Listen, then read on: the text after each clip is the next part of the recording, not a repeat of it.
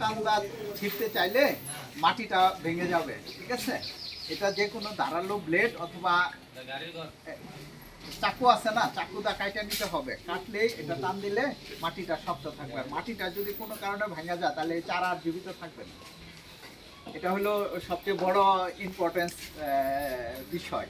আমরা যারা করি এই যে দুই হাতে না দুই দিকে দইটা এটা টান দেয়, টান দেওয়ার পরে অনেক ক্ষেত্রে যে এইসব শিকড়ে আটকা যাওয়ার পরে মাটিটা ভাঙা যায়, পরে আর এটা জীবিত থাকে না।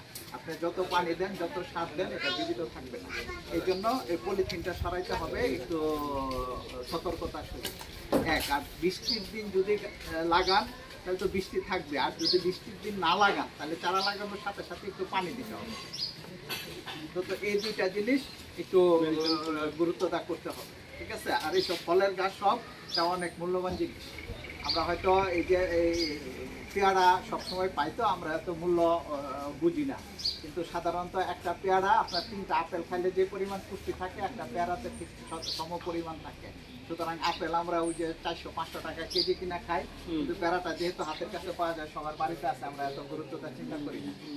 সব দিক দিয়েই মূল্যবান, মানে এমনি শরীরের জন্য মূল্যবান, দামের দিক থেকেও মূল্যবান। সুতরাং সব কয়টাই মূল্যবান।